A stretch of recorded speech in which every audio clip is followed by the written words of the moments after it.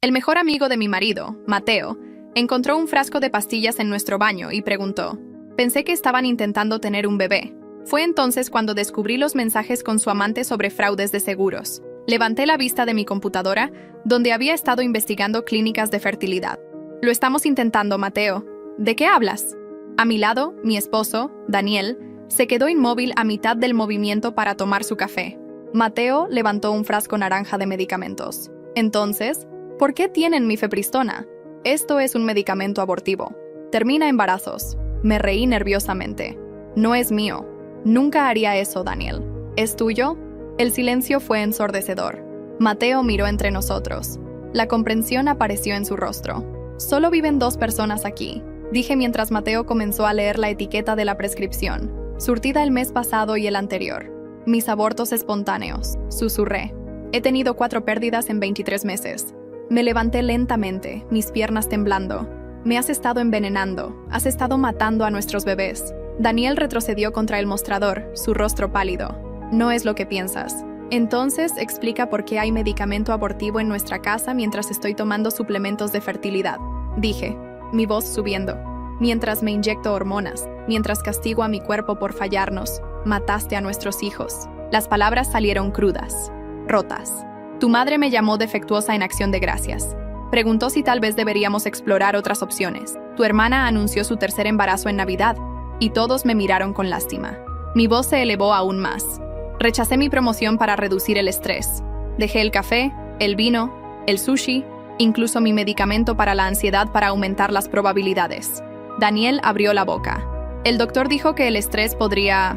«No te atrevas», lo corté. «No te atrevas a citarme a los doctores». Mateo se quedó inmóvil, congelado. Hice 3 rondas de clomifeno que me pusieron tan enferma que no podía trabajar. Me inyectaron tinte por las trompas de falopio. ¿Sabes cuánto duele eso, Daniel? Mientras me envenenabas, estaba dejando que los doctores me torturaran para descubrir por qué no podía mantenerme embarazada. Les poníamos nombres a nuestros bebés. ¿Recuerdas cómo los elegimos juntos? Phoenix, Sage, Índigo, Xavier. Estaba tejiendo sus mantitas mientras tú te asegurabas de que nunca las necesitarían. Las manos de Daniel temblaban, extendiéndose como si él fuera quien necesitaba consuelo. La cara de Mateo se puso súbitamente más blanca. «Daniel, esto es sobre Sofía». Daniel se puso blanco. «¿Quién es Sofía?», pregunté. «Ella no es nadie, solo alguien del trabajo. Ya los vi saliendo del trabajo juntos el mes pasado. Tarde». Mateo lo interrumpió. «Parecían estar coqueteando. Su mano estaba en tu cuello». La cara de Daniel comenzó a temblar visiblemente. «Cuando te pregunté al respecto, dijiste que era un proyecto de trabajo. Te creí porque no tomaba a mi mejor amigo por un mentiroso». Mateo continuó. «Pero la forma en que tiemblas me hace dudarlo». Tomé el teléfono de Daniel del mostrador. «Dijiste que ella no es nadie, así que no te importa que mire». Los mensajes con Sofía se cargaron inmediatamente. Corazones, emojis de besos. «No puedo esperar hasta que finalmente seas libre». Deslicé hacia arriba con manos temblorosas. «Ya pagó el seguro. 8,000 esta vez, igual que las últimas 3. Perfecto. Casi suficiente para el abogado y depósito del apartamento. Una más debería bastar. Ella quiere intentar de nuevo el próximo mes. Timing perfecto». Leí el siguiente en voz alta, mi voz quebrándose. «Hacer que sus bebés muertos paguen por nuestro futuro». Las rodillas de Daniel se doblaron de vergüenza. Se agarró al mostrador para mantenerse de pie. «Has estado cobrando dinero de nuestros hijos muertos». Apenas podía respirar. «Seguro de pérdida de embarazo a través de tu trabajo». Ni siquiera sabía que eso existía. 8,000 por aborto espontáneo. 32,000. Seguí desplazándome, encontrando peor con cada deslizada. «Le mandaste mensajes desde el hospital mientras estaba perdiendo a Índigo. Escribiste uno más después de esto. Y somos libres.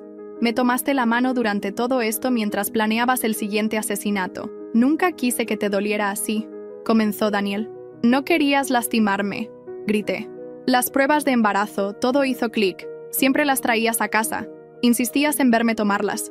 ¿Sabías exactamente cuándo estaba embarazada para poder empezar a envenenarme? Controlabas la línea de tiempo de cuándo moriría cada bebé para que nunca pareciera sospechoso». Le arrojé su teléfono. «Me dejaste creer que estaba rota. Dejaste que tu madre sugiriera que merecías una mujer real que pudiera darte hijos. Incluso estuviste de acuerdo con ella y luego dijiste que me amarías de todos modos, como si me estuvieras haciendo un favor». Mateo ya tenía su teléfono afuera. «Estoy llamando a la policía». Daniel se acercó a mí. Por favor, déjame explicar. ¿Explicar qué? ¿Cómo mataste a nuestros bebés por dinero? ¿Cómo me envenenaste para costear a tu novia? Me alejé de él. Usé nuestros ahorros para tratamientos de fertilidad mientras tú cobrabas beneficios por muerte. Miré a este hombre que había amado por 7 años. Cada noche rezaba por un bebé. Cada mañana me daba inyecciones que me hicieron ganar 15 kilos. Tu respuesta. Dijiste que era menos atractiva. ¿Recuerdas? Mientras me envenenabas para estar con Sofía. La boca de Daniel se movía, pero no salían palabras, como si incluso él no pudiera encontrar una mentira lo suficientemente grande para esto. Mateo estaba en el teléfono con la policía, dando nuestra dirección. Phoenix tendría 2 años ahora, dije en voz baja. Sage estaría caminando. Índigo tendría 3 meses, pero para ti eran solo transacciones. 8,000 cada uno. Sirenas en la distancia. Daniel se quedó ahí, incapaz de hablar. Quería ser madre, susurré. Y tú lo sabías. Me viste destruirme intentándolo. Las sirenas se hicieron más fuertes. Vienen por ti, dije, y espero que Sofía haya valido la pena. Vi los ojos de Daniel mirar alrededor y antes de darme cuenta, estaba corriendo hacia la parte trasera. Mateo simplemente me abrazó mientras lloraba. La puerta principal explotó y 3 oficiales entraron corriendo con las manos en sus armas. Los brazos de Mateo cayeron de mí y señaló hacia la puerta trasera, aún balanceándose en sus bisagras. 2 oficiales corrieron a través de la cocina hacia el patio, mientras el tercero se quedó con nosotros. Todo mi cuerpo temblaba tan fuerte que apenas podía mantenerme en pie. El oficial siguió preguntando qué había pasado, pero las palabras no salían bien. Solo seguí señalando el frasco de medicina en el mostrador y sollozando. Mateo recogió el teléfono de Daniel de donde había caído en el suelo y se lo entregó al oficial. La pantalla aún mostraba esos mensajes horribles sobre hacer que los bebés muertos pagaran por su futuro. La cara del oficial cambió de confundida a horrorizada mientras desplazaba los mensajes. Sacó su radio y pidió bolsas de evidencia y un equipo de la escena del crimen. Más sirenas se acercaban y pronto los paramédicos llegaron con sus bolsas de equipo. Me vieron temblando y llorando, e inmediatamente empezaron a revisar mis signos vitales. Mi presión arterial era 180/110, y mi pulso corría a 140. El paramédico dijo que necesitaba ir a emergencias inmediatamente. El ser envenenada repetidamente por casi 2 años podía haber causado daño serio que no podíamos ver. Sebastián dijo que me llevaría y me ayudó a levantarme. Mis piernas se sentían como gelatina y tuve que apoyarme en él para caminar. El oficial dijo que detectives nos encontrarían en el hospital para tomar mi declaración. Afuera había 4 carros de policía, ahora con luces parpadeando. Los vecinos estaban en sus porches mirando. Vi a la señora García de al lado con la mano sobre su boca. Mateo me ayudó a subir a su carro y manejamos al hospital en silencio, excepto por mis sollozos ocasionales.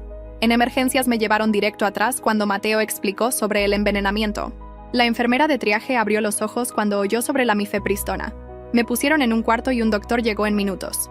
Le conté todo sobre los 4 abortos espontáneos y descubrí que Daniel me había estado dando medicamento abortivo. Ordenó análisis de sangre, pruebas de orina, pruebas de función hepática y un ultrasonido para revisar daño a órganos. Una enfermera vino a sacarme lo que parecían 20 tubos de sangre. Luego, otra enfermera vino con una cámara para fotografiarme como evidencia. Tomó fotos de mi cara, mis brazos donde estaban todas las marcas de suero de los abortos espontáneos y mi vientre hinchado de los medicamentos de fertilidad. Dijeron que todo sería documentado para el reporte policial. Podía escuchar a Mateo afuera en la sala de espera al teléfono. Después me dijo que estaba llamando enfermo al trabajo y mandando mensajes a nuestro grupo de amigos sobre lo que había pasado. Seguía diciéndole a la gente que debería haber dicho algo cuando vio a Daniel con Sofía. Se veía destruido por la culpa cuando lo vi entre las pruebas. Después de como 2 horas, un detective llegó al hospital. El detective Leonardo Martínez era un hombre alto con ojos amables que se presentó como el investigador principal. Tenía una laptop y empezó a escribir mientras le conté todo desde el principio. Cómo habíamos estado tratando de tener un bebé por casi 2 años, los 4 abortos espontáneos que me destruyeron, los tratamientos de fertilidad que costaron todos nuestros ahorros, encontrar el frasco de medicina hoy, los mensajes sobre el dinero del seguro, Daniel corriendo cuando llegó la policía.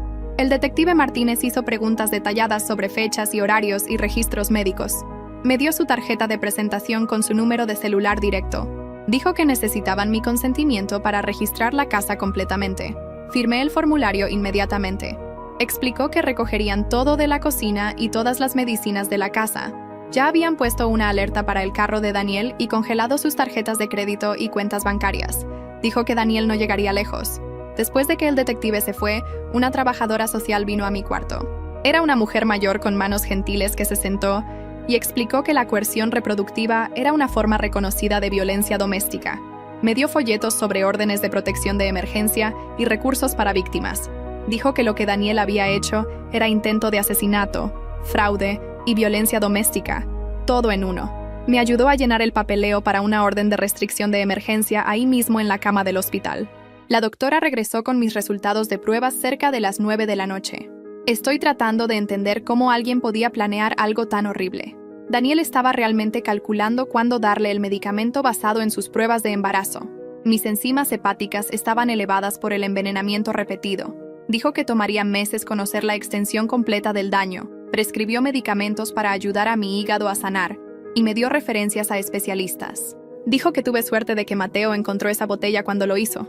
Otro embarazo con Daniel envenenándome podría haberme matado. Me dieron de alta cerca de las 10:30 con una pila de papeles y citas de seguimiento. Mateo me llevó a su apartamento, ya que la policía dijo que nuestra casa era escena del crimen. No podía regresar por al menos 48 horas mientras procesaban evidencia.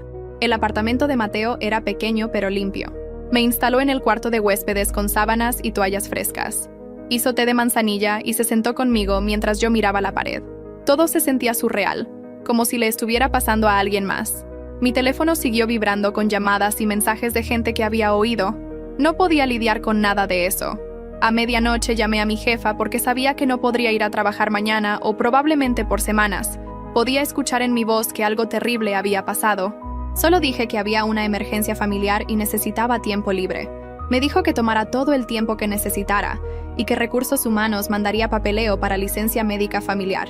Colgué y me quedé sentada en el sofá de Mateo mirando la nada hasta que finalmente me dormí cerca de las 3 de la mañana. Cuando desperté unas horas después, mi primer pensamiento fue que tal vez todo había sido una pesadilla horrible, pero luego vi la pulsera blanca del hospital, aún en mi muñeca de cuando me llevaron para pruebas. La realidad me golpeó de nuevo, y apenas llegué al baño de Mateo antes de empezar a vomitar. Me quedé ahí en el piso de azulejo frío por casi una hora, solo con arcadas secas y llorando hasta que no quedó nada. Mateo tocó suavemente y trajo agua y un paño húmedo, pero no podía ni mirarlo porque estaba tan avergonzada de desmoronarme así. Mi teléfono empezó a sonar cerca de las 9 y cuando vi que era un número bloqueado, casi no contesté, pero algo me hizo contestar. La voz del detective era calmada y profesional mientras me dijo que habían encontrado el frasco de medicamento en nuestra casa y rastreado registros, mostrando que Daniel había conseguido recargas de 3 farmacias diferentes usando doctores diferentes. Dijo que la compañía de seguros ya había abierto su propia investigación sobre fraude y probablemente querría hablar conmigo pronto. Después de colgar, recordé que tenía una cita de fertilidad programada para esa tarde, así que llamé a la clínica para cancelar. Cuando empecé a explicar por qué no podía ir, la enfermera se puso muy callada y luego dijo que necesitaba transferirme a alguien más. La siguiente persona que contestó dijo que era del departamento legal y que estaban marcando mi expediente inmediatamente. Dijo que proporcionarían todos mis registros médicos para apoyar el caso criminal y preguntó si ya tenía abogado. Ni siquiera había pensado en necesitar abogado. Cerca del mediodía, mi teléfono sonó otra vez, y esta vez era alguien llamada Alicia Morales del departamento de seguros de mi empleador. Su voz era profesional, pero podía oír el shock debajo mientras me pedía dar una declaración grabada sobre los reclamos de pérdida de embarazo que habían sido presentados. Pasé 40 minutos repasando cada aborto espontáneo, y cuándo pasó y cuánto dinero fue pagado mientras ella escribía todo. Siguió diciendo cosas como, «Lo siento mucho y esto es increíble», aunque trataba de mantenerse profesional. Después de esa llamada, abrí mi laptop y empecé a revisar nuestros estados de cuenta bancarios, porque necesitaba ver la prueba yo misma. Los depósitos estaban ahí, claros como el día. 8,000 pesos apareciendo en nuestra cuenta conjunta después de cada aborto espontáneo, y luego inmediatamente transferidos a otra cuenta que solo tenía el nombre de Daniel. Las fechas coincidían perfectamente con cuando perdí cada bebé. Tomé capturas de pantalla de todo y me las mandé por email a mí misma y al detective. Mi teléfono sonó otra vez y cuando vi que era la madre de Daniel, casi no contesté, pero luego decidí escuchar lo que tenía que decir. Ni siquiera esperó a que dijera «hola» antes de empezar a gritar sobre cómo estaba arruinando la vida de su hijo con mis mentiras e histeria, y cómo me atrevía a involucrar a la policía en un asunto familiar privado. Dijo que siempre había sido inestable, y esto lo probaba, y que Daniel estaba mejor sin mí. Le colgué, pero no antes de haber grabado todo en el teléfono de Mateo. Reenvié la grabación al detective y luego bloqueé su número y el del esposo y también el de la hermana de Daniel porque sabía que todos llamarían después. 3 días pasaron en un borrón de entrevistas policiales y llamadas con abogados e investigadores de seguros. Luego apareció un email de una dirección que no reconocí, pero cuando lo abrí supe inmediatamente que era de Daniel. Estaba escribiendo para decir que todo era un gran malentendido e implorándome que cancelara la policía antes de que las cosas fueran demasiado lejos. Incluso tuvo la audacia de afirmar que el medicamento era para ayudar a manejar mis abortos espontáneos, no causarlos, como si fuera lo suficientemente estúpida para creer eso. Dijo que estaba tratando de ahorrarme más dolor terminando los embarazos temprano cuando podía ver que no eran viables. Leer sus mentiras me enfermó tanto que tuve que correr al baño otra vez. Al día siguiente tuve una cita con un especialista reproductivo que el detective había recomendado para evaluar el daño. El doctor repasó toda mi historia médica y explicó cómo la exposición repetida a la mifepristona podía haber causado daño serio a mi útero y cervix. Ordenó un montón de pruebas especializadas y análisis de sangre, y me advirtió que mi fertilidad futura podía estar permanentemente afectada. Dijo que había visto casos como este antes, pero nunca donde era envenenamiento deliberado por un cónyuge. Mientras estaba en el consultorio médico, Mateo estaba en la estación de policía dando su declaración formal sobre ver a Daniel con Sofía. Les mostró fotos en su teléfono de cuando los vio juntos en un restaurante el mes pasado, cuando Daniel me había dicho que estaba en una cena de cliente. En una foto se podía ver la mano de Sofía en el cuello de Daniel, y claramente estaban sentados demasiado cerca para ser solo compañeros de trabajo.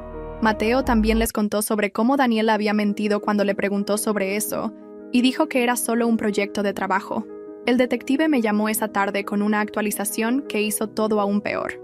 El equipo forense había probado nuestra cafetera y encontrado residuos de mifepristona en el tanque de agua y filtro. También habían probado los suplementos vitamínicos que Daniel me había dado para el estrés, y descubierto que las píldoras habían sido abiertas y reselladas con el medicamento mezclado. El detective dijo que esto probaba que no fueron incidentes aislados, sino envenenamiento deliberado por un periodo prolongado. 3 días después estaba sentada en una sala de espera, que olía a velas de vainilla y revistas viejas. Mis manos rodeaban un vaso de papel con agua que siguió temblando. La puerta de la terapeuta se abrió y una mujer con cabello gris recogido en un moño llamó mi nombre. Elisa Méndez tenía una oficina llena de plantas y sillas suaves que te hacían hundirte cuando te sentabas. Escuchó mientras le conté todo, empezando con el frasco de medicamento y terminando con la cafetera. Cuando terminé, se inclinó hacia adelante y dijo las palabras que necesitaba oír. Lo llamó intento de asesinato, no solo traición. Pasamos el resto de la hora haciendo un plan de seguridad con pasos específicos, como cambiar mis cerraduras y conseguir un número telefónico nuevo. Mis manos finalmente dejaron de temblar cuando escribió el número de la línea de crisis y me hizo prometer llamar si me sentía insegura. A la mañana siguiente, el detective llamó y me pidió venir a la estación. Habían extraído nuestras grabaciones de seguridad caseras del respaldo en la nube que había olvidado que teníamos. La marca de tiempo mostraba a Daniel llegando a casa con bolsas de farmacia el 15 de enero, 3 de marzo, 20 de mayo y 8 de julio. Cada fecha era exactamente 2 días antes de que perdiera un bebé. La peor parte fue verlo en la cámara de la cocina agregando polvo blanco a mi batido matutino mientras aún estaba en la cama. Lo mezclaba cuidadosamente, lavaba la cuchara, luego me lo traía con un beso en la frente. El detective tuvo que pausar el video cuando empecé a vomitar en su bote de basura. Me dieron refresco de jengibre y galletas mientras explicaban que habían encontrado más evidencia en los dispositivos de Daniel. Había estado usando aplicaciones de mensajería encriptada con Sofía tratando de borrar todo después de que lo confronté. Su equipo técnico estaba trabajando en la recuperación, pero dijo que podían tomar semanas recuperar todo. El detective anotó cada detalle en su cuaderno mientras me senté ahí sintiéndome como si toda mi vida fuera ahora evidencia. Empecé a buscar apartamentos esa semana porque ya no podía dormir en esa casa. Cada visita se sintió mal, como si estuviera viendo a alguien más caminar por cuartos vacíos y preguntar sobre términos de renta.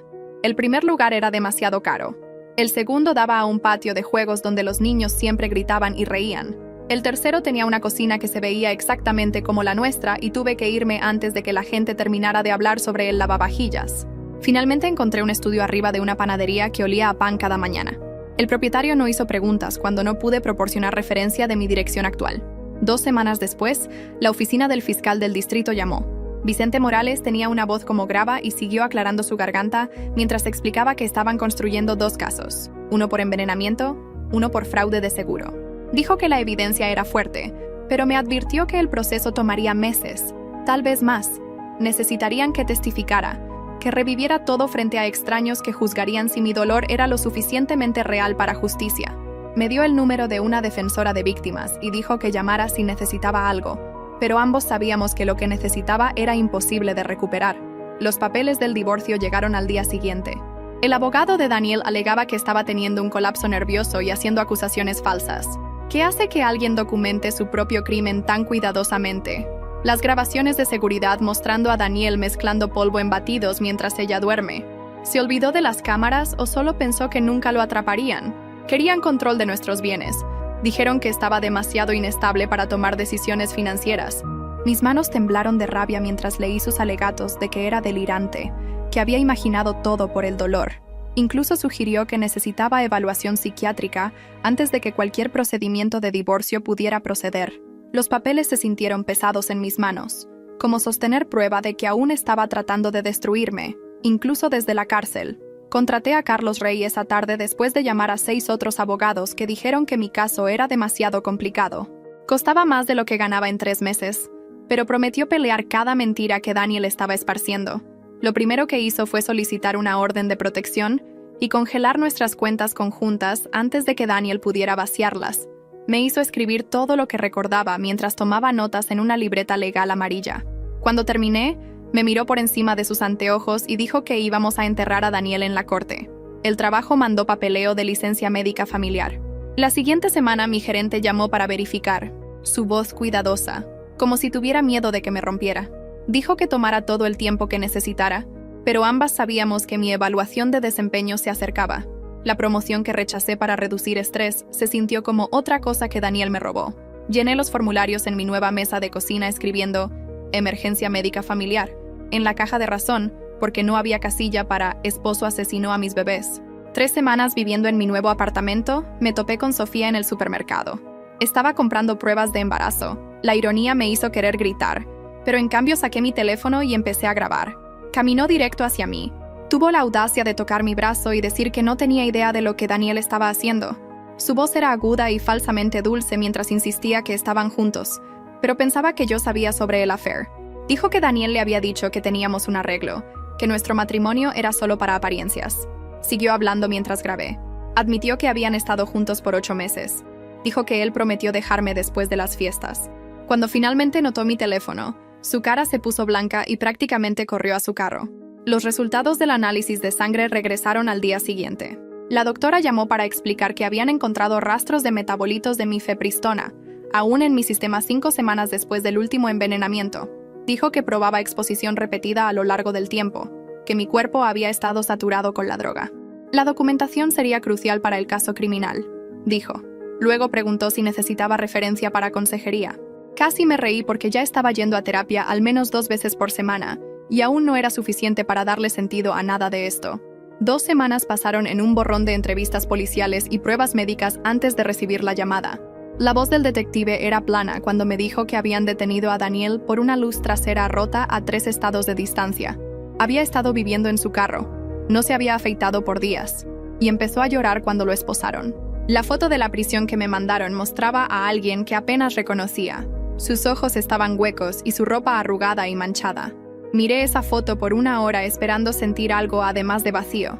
Sebastián siguió preguntando si estaba bien, pero no podía responder porque no lo sabía.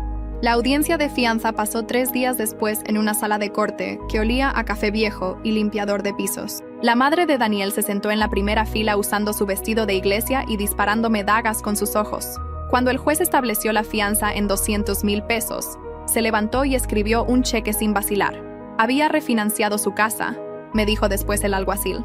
El juez concedió mi petición de orden de restricción, pero sabía que ese pedazo de papel no detendría a Daniel si realmente quería lastimarme. Su madre me acorraló en el pasillo después y siseó que estaba destruyendo la vida de su hijo por nada. Me alejé sin responder porque, ¿qué le podía decir a una mujer que pensaba que envenenar bebés era nada?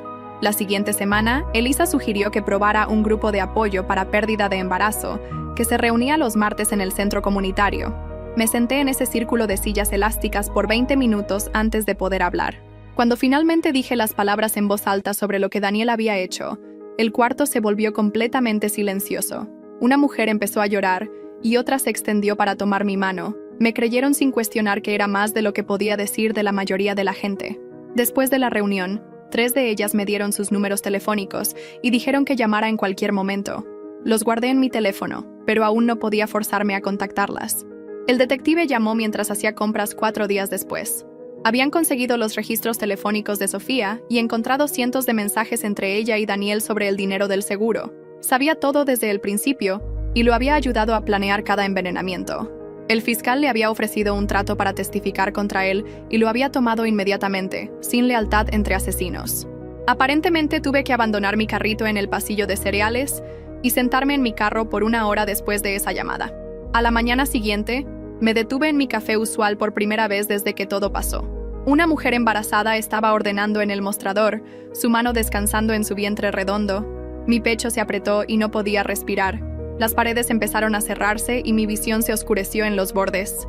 Tropecé hacia mi carro y usé los ejercicios de respiración que Elisa me había enseñado. Contar hasta 4 inhalando. Sostener por 4. Exhalar por 4. Tomó 15 minutos antes de que pudiera manejar a casa. Mi abogado Vicente llamó esa tarde con noticias que me hicieron querer gritar. Daniel estaba alegando que la mifepristona había sido prescrita por un doctor para su propia condición médica. Alguna cosa rara donde los hombres supuestamente la necesitan que era completa basura. Pasamos las siguientes 6 horas repasando cada registro médico que tenía de los últimos 3 años. No existía una sola prescripción para esa droga en mis archivos. Vicente dijo que tendríamos que citar los registros médicos de Daniel para probar que estaba mintiendo. La compañía de seguros llamó al día siguiente y la voz de Alicia era puro negocio. Estaban negando todos los 4 reclamos que Daniel había presentado y demandando reembolso de 32,000 pesos más intereses. También estaban presentando cargos criminales por fraude de seguro, además de todo lo demás. Dijo que tomaban el fraude muy en serio y lo perseguirían hasta la extensión completa. Bien, pensé que enfrentara consecuencias desde todas las direcciones. Sebastián me llevó de vuelta a casa 1 semana después para empacar mis cosas. Había estado viviendo con él desde esa primera noche y no podía posponer más tomar mis cosas. En el momento que pisé la cocina, todo mi cuerpo empezó a temblar. Era donde me había envenenado cada mañana, mezclando esa droga en mis batidos prenatales mientras besaba mi frente. Vomité en el fregadero mientras Sebastián frotó mi espalda. Tomamos ropa y papeles importantes y dejamos todo lo demás. No podía soportar estar en esos cuartos donde había sido tan feliz y tan estúpida. Mi teléfono empezó a explotar con mensajes esa noche de gente que pensé que eran amigos. Daniel había estado posteando en redes sociales sobre cómo estaba teniendo un colapso nervioso e inventando mentiras horribles. Algunas personas le creyeron y me mandaron mensajes diciendo que necesitaba ayuda. Otros solo querían chisme y preguntaron por detalles como si esto fuera entretenimiento. Borré cada cuenta de redes sociales que tenía después de leer un post que decía que obviamente estaba mintiendo porque ¿qué esposo haría algo tan malvado? El fiscal trajo una toxicóloga forense la siguiente semana para revisar mi caso. Pasó 3 horas explicando cómo el patrón de envenenamiento mostraba planificación cuidadosa. Cada dosis fue calculada para terminar el embarazo manteniéndome viva, que requería conocimiento médico específico.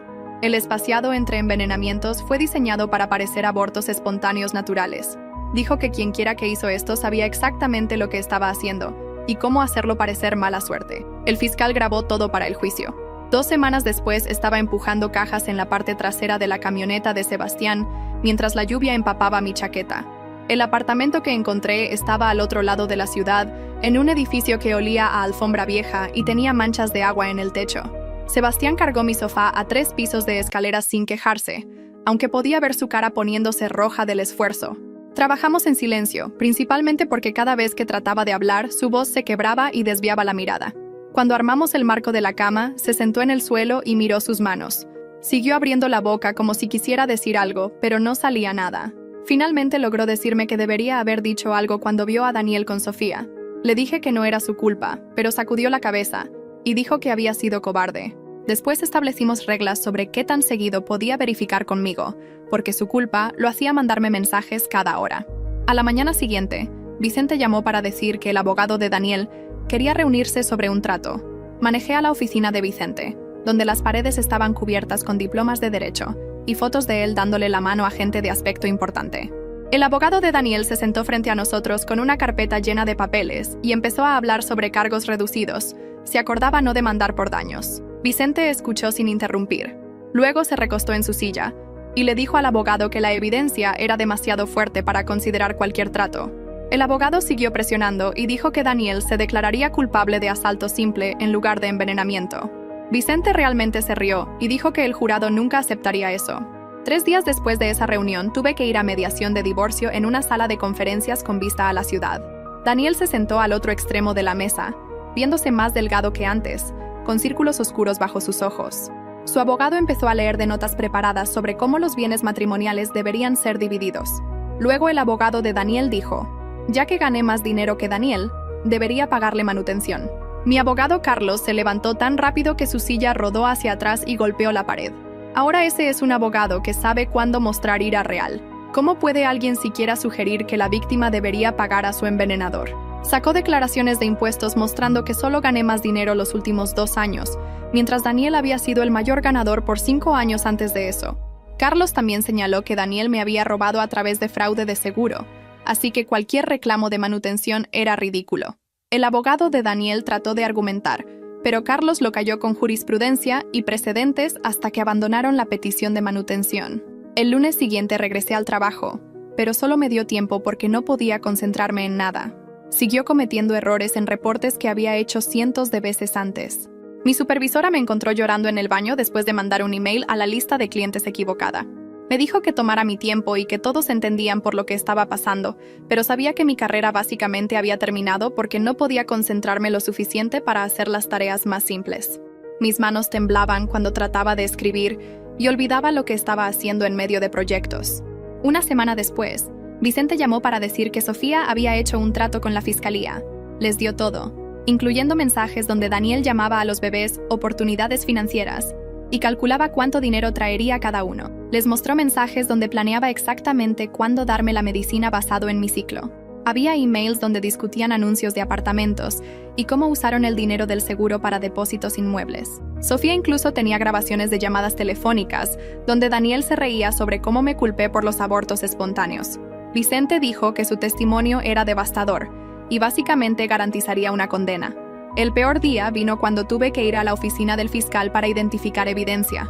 Sacaron bolsas plásticas transparentes con las mantitas de bebé que estaba tejiendo. La amarilla para Phoenix aún tenía las agujas donde había parado a mitad de hilera. La verde para Sage estaba casi terminada, excepto por el borde. La morada para Índigo apenas había empezado con solo unas pulgadas hechas. La azul para Xavier estaba completa, y recordé envolverla en papel de seda pensando que tal vez esta vez la usaríamos. El fiscal me pidió confirmar que eran mías y apenas pude hablar para decir sí. También tenían los diarios de embarazo que había mantenido con notas sobre síntomas y esperanzas para cada bebé. Ver todo etiquetado como evidencia con números de caso me hizo darme cuenta de que esos bebés nunca serían más que evidencia en un caso criminal. 2 semanas después, el gran jurado se reunió y Vicente me llamó esa tarde para decir que habían acusado a Daniel en todos los cargos.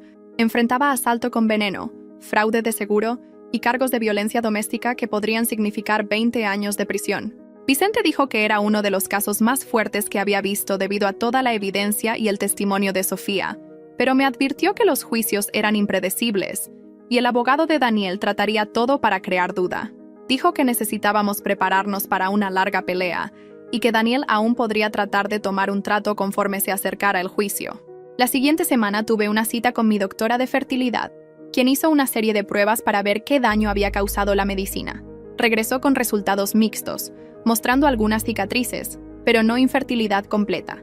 Dijo que aún podría tener hijos, pero recomendó esperar al menos 1 año antes de intentar para dejar que mi cuerpo sanara. También dijo que el trauma emocional necesitaba tiempo para procesar antes de estar lista para intentar otra vez. Dejé su oficina sintiéndome entumecida porque no sabía si alguna vez querría intentar otra vez después de todo lo que había pasado. Mientras manejaba toda la materia legal, empecé a recibir correo que no reconocía, estados de cuenta de tarjetas de crédito para tarjetas que nunca abrí con saldos de miles de pesos. Llamé a las compañías y dijeron que las tarjetas estaban a mi nombre con mi número de seguro social.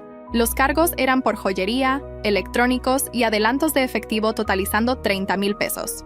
Le llevé todo a Carlos, quien presentó papeleo de fraude, pero dijo que tomaría meses resolver y podría tener que pagar algo de eso mientras peleábamos. Encontró aplicaciones que Daniel había falsificado con mi firma y envió prueba a las compañías de tarjetas de crédito, pero se movían lentamente. Ayer en la mañana llegué al trabajo y encontré un arreglo floral enorme en mi escritorio con una nota en la letra de Daniel rogando perdón. Las cámaras de seguridad mostraron a la persona de entrega, pero no quién las ordenó. Llamé a la policía para reportar la violación de la orden de restricción, pero dijeron que sin prueba de que Daniel las ordenó, solo podían darle una advertencia. Seguridad me acompañó a mi carro después del trabajo y dijo que estarían atentos a más entregas. Las flores fueron directo al basurero, pero aún podía olerlas en mis manos, incluso después de lavarlas 5 veces. 6 meses se arrastraron antes de encontrarme en mi apartamento encendiendo 4 velas pequeñas en lo que habría sido el primer cumpleaños de Índigo. El aroma de vainilla llenó mi sala mientras me senté en el suelo nombrando cada llama en voz alta para Phoenix, Sage, Índigo y Xavier. Mis manos temblaron encendiendo la última vela, pero logré cantar «Feliz cumpleaños», sin desmoronarme completamente. El pastel que había comprado se quedó intocado en la mesa de centro, junto a 4 cajitas pequeñas conteniendo calcetines de bebé, que no podía dejar de comprar. Soplé cada vela una por una y susurré sus nombres en el humo. Los papeles del divorcio llegaron 2 semanas después y mi abogado explicó cómo las acciones criminales de Daniel significaron que nuestro acuerdo prenupcial pegó fuerte. Conseguí la casa, ambos carros, nuestros ahorros y las cuentas de retiro, mientras él se quedó atorado con más de 40,000 pesos en honorarios legales y nada más. El papeleo mostró su firma temblorosa y desigual, donde había firmado desde la cárcel del condado. Firmé mi nombre firme y claro. Luego fui a casa y cambié las cerraduras, aunque no podía salir de todos modos. 3 meses después me senté en un cuarto frío en la corte, esperando testimoniar ante el gran jurado. Me hicieron describir cada aborto espontáneo en detalle, mientras Daniel se sentó a 6 metros de distancia en su uniforme naranja mirándome. Su abogado siguió interrumpiendo para preguntar si estaba segura sobre fechas y horarios, tratando de hacerme ver confundida o como si estuviera mintiendo. Saqué mi diario donde había escrito todo y leí las entradas palabra por palabra sobre los calambres, el sangrado, las visitas a emergencias, los procedimientos del grado. Cuando su abogado preguntó si tal vez los abortos eran naturales, señalé la evidencia del frasco de medicamento y le pregunté que explicara por qué había medicamento abortivo en mis vitaminas prenatales. El gran jurado acusó en todos los cargos dentro de 1 hora. Elisa se reunió conmigo en su oficina la siguiente semana para ayudar a escribir mi declaración de impacto de víctima para la sentencia. Tenía pañuelos listos y una grabadora para que pudiera hablar en lugar de escribir cuando mis manos se pusieran muy temblorosas. Nombré a cada bebé y describí el cuarto de bebé que había empezado a planear 4 veces diferentes. Hablé sobre la ropa de bebé que había escondido en el closet que aún no podía donar. Mencioné las estrías en mi vientre que probaban que esos embarazos eran reales, aunque Daniel trató de borrarlos. Practicamos leerla juntas hasta que pude pasar sin que mi voz se quebrara completamente. Las noticias del trato llegaron a través de la oficina de Vicente 1 mes después y arrojé mi teléfono por el cuarto cuando oí 5 años con posible libertad condicional en 3. Vicente explicó en altavoz que era realmente un buen resultado para un caso de envenenamiento, donde las víctimas técnicamente nunca respiraron de acuerdo a la ley. Grité que eran bebés reales para mí y le colgué. La audiencia de sentencia pasó 2 semanas después en una sala de corte llena. Leí mi declaración mientras la madre de Daniel lloraba dramáticamente en la galería y su hermana me disparaba dagas con sus ojos. El juez asintió y dijo que entendía mi dolor, pero tenía que seguir el acuerdo que la fiscalía había aceptado. Daniel se levantó y murmuró algo sobre estar arrepentido, pero el juez lo cortó y le dijo que se lo ahorrara. Salí sintiéndome vacía mientras su familia gritaba que había arruinado su vida. Mi abogado presentó la demanda civil por angustia emocional y agresión esa misma semana, advirtiéndome que tomaría años y probablemente nunca vería un centavo de alguien cumpliendo tiempo. Firmé los papeles de todos modos porque quería que constara para siempre lo que había hecho. La compañía de seguros se movió más rápido con su propia demanda y ganó 50,000 pesos, incluyendo multas e intereses que Daniel debería cuando saliera. Su abogado lo llamó un caso claro de fraude de seguro y dijo que embargarían cualquier salario que ganara. Pequeño consuelo cuando mis brazos se quedaban vacíos cada noche. 6 meses en su sentencia, empecé a ser voluntaria con un grupo de violencia doméstica, contando mi historia a cuartos llenos de mujeres que asintieron con reconocimiento en sus ojos. Algunas tenían moretones, pero otras tenían heridas invisibles, como las mías de parejas que encontraron maneras creativas de controlarlas y lastimarlas. La coordinadora dijo que la coerción reproductiva era más común de lo que la gente se daba cuenta, y mi historia ayudaba a otros a reconocer las señales. Una mujer vino después llorando porque su esposo había estado manipulando su control de natalidad y pensó que se estaba volviendo loca. Un año completo después de ese primer momento con Mateo sosteniendo el frasco de medicamento, me senté en la oficina de Elisa para nuestra sesión mensual. Los ataques de pánico habían bajado de diarios a tal vez una vez por semana, usualmente desencadenados por comerciales de bebés o anuncios de embarazo en redes sociales. Había regresado a trabajar tiempo completo, e incluso tomé la promoción que rechacé antes, tirándome en días de 12 horas que mantenían mi mente ocupada. Mis compañeros de trabajo habían dejado de caminar en cáscaras de huevo alrededor mío, y podía pasar la mayoría de días sin llorar en el baño. El pasillo de bebés en el supermercado aún me hacía dejar mi carrito y correr al estacionamiento a veces, pero Elisa dijo que era normal y podría no irse nunca completamente. Había empezado a salir otra vez, solo citas de café que no llevaban a ningún lado, porque eventualmente tendría que explicar por qué me estremecía cuando mencionaban querer hijos algún día. ¿Cómo documenta alguien su propia maldad así? Esos mensajes donde Daniel llamaba a los bebés oportunidades financieras. Me pregunto si escribió esas palabras sin sentir nada, solo calculando números mientras ella soñaba con sostenerlos. El dolor no se había hecho más pequeño, pero me había vuelto mejor cargándolo, como una mochila pesada que había aprendido a balancear mientras caminaba por cada día. Sebastián empezó a venir los jueves a ver juegos de baloncesto y ordenábamos comida china, pero dejó de tratar de arreglar todo o disculparse cada 5 minutos como hacía esos primeros meses.